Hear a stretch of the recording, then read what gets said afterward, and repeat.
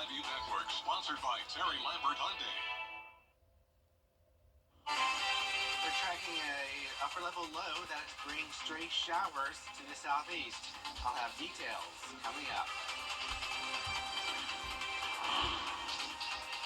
Right now on News Channel 6 at 4, Richmond County school leaders focusing on safety at Cross Creek High School, why new metal detectors are being installed, plus where the lawsuit against C4 Live stands now and what it means for Lake Olmsted. And a new subdivision now open in Columbia County. Will it have an impact on traffic? We'll see as your News at 4 starts now. Live from Television Park, this is WJBF News Channel 6 at 4.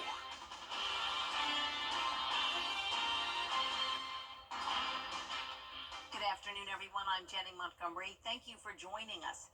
Coverage you can count on begins with Richmond County school leaders getting ready to install metal detectors at Cross Creek High School. This comes after several incidents on campus this year and the recent deadly school shooting in Winder, Georgia.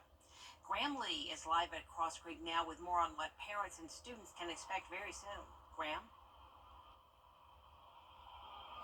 Well, Jenny, at a school safety meeting on Monday night, Deputy Superintendent Horace Dunson told families that they plan to install a weapons detection system here at the school. This comes after multiple incidents, as he mentioned, on campus. Last month, administrators had to confiscate guns from this, and a week before that, the school parking lot. Student had a gun in that fight, but it was not used during that fight. Dunson also telling families that the system was used during summer school this year, and they've also been in use this fall at area football games. Other school leaders say it's worth experimenting to see if the technology works. Metal detectors are not new. They've been in use for I don't know how many years, but we've never used them consistently over any long period of time. So this is our first run at seeing if this could be something that, if it is, improves itself to be successful, even though it's not the answer to all the ills that come along with school safety. It certainly is one that's very recognizable. So the plan is to install the metal detectors by October 1st. In just 2 weeks. We'll have more reaction from school leaders coming up in the next hour. For now, live in Augusta, Graham Lee, WJBF, News Channel 6. All right, Graham, thank you. In South Carolina, authorities are cracking down on school threats. According to SLED, 21 students have been charged with making recent school threats, and more than 60 threats have targeted schools across 23 South Carolina counties since September 4th. If none of us are contributing to the safety, then we're not doing our job. Rather than repost or share things, you need to let law enforcement and school personnel know so the appropriate folks are dealing with things. SLED says 21 juveniles have been charged in connection to those threats. 12 years after their loved one was killed, a North Augusta family is still seeking justice. Travis Simmons was killed on September 29, 2012 at Ridgeview Manor Apartments. After all these years, the case has gone cold. A new billboard funded by Season of Justice is up to remind people of the unsolved case and to encourage tips. It's been up for about 5 months now. It'll be up probably to the end of October. Some people may not even remember the case, but they might not even know about the case or know that it's still unsolved, and it's been almost 12 years on the 29th. If you have any information, contact North Augusta Department of Public Safety. Time now to take a first check of our forecast, and for that we turn to meteorologist Miller Hyatt. Out of the office today and not available for comment about her future. And Augusta Road, closed for 7 months, is now back open. A live look at Olive Road, where the first car passed through around noon today. Commissioners voted in favor of reopening Olive Road at the overpass. The bridge was hit again in February. You all know that that bridge has been hit so many times. Well, repairs were made in May, and some are happy to see it open, others not so much. It's just a bad idea all the way around the board. It's not safe. The 18-wheelers that's coming into the city over here, they're not used to it, they're not reading, they're not seeing this. So what we need to do as the city is step up and ask them, let's just close the bridge, reroute it. We experience a lot of trash dumping and all that kind of stuff, and just and we observe more speed for the neighborhood, high speed cars and all of that, you know. But I'm happy that it's open.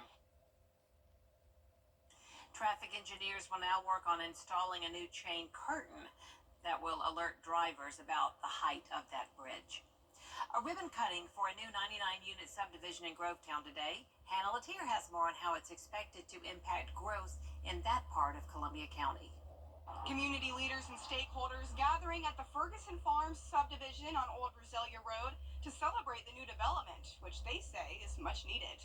The houses are single family with 5 different floor plans. Prices range from the 290s to mid 300s. Sales staff at Stanley Martin Homes think the prices will fit the budgets of people moving into the area. Some neighbors worry that the city's infrastructure won't be able to handle the growth, but county leaders say it'll be addressed. I think as the years go by, we'll see, the roads kind of widen or to support the traffic and things like that. But, this is a necessity for our region. We don't have enough homes to fill the amount of people that are coming here right now, and that's driving the prices up in our area. And those overseeing the project are hoping for all of the homes to be built in the next 2.5 years. In Grovetown, Hannah Latier, WJBF News Channel 6. A new farm adventure is coming to Edgefield County right off Highway 25 in Trenton, and the grand opening is tomorrow, September 19th. Sarah's Farm Adventure is an agritourism park that ties together community, agriculture, and Titan Farms. Its purpose is to introduce young people to farming, an industry vital for our survival.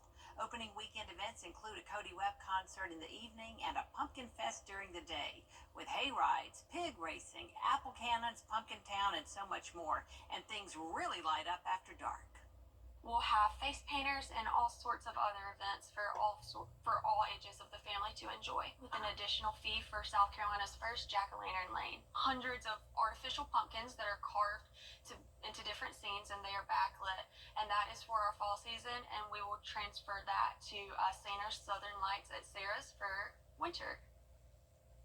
The grand opening is tomorrow, and this entire opening weekend will be filled with lots of activities for the family. Regular hours for Sarah's Farm Adventure are Thursdays, 1 p.m. to 10 p.m., and Fridays through Sundays, 10 a.m. to 10 p.m. We are celebrating Hispanic Heritage Month. Coming up, meet the first Latino to become a... On a more summer-like note, temperatures near 90 degrees, but we go back to the low 80s for next week. All right, Miller, thank you. Coming up, one man's mission to make history on foot. Wait till you hear how he's getting his steps in. Next. Brace for less. Local Living, Saturday mornings at 9:30 on News Channel 6. This man is definitely not afraid of heights. Jan Roos walked a slack line on Istanbul's Bosphorus Bridge last night that took him from Asia to Europe. The walk was a little over a half mile and about 540 feet above sea level. Roos says he had moments where he needed to rest his arms and that he felt it was unique to walk from continent to continent. Wow. There's more coverage you can count on coming up at 4:30, including a look at the high cost of housing and the role it's playing in the upcoming presidential election. D's up after the break.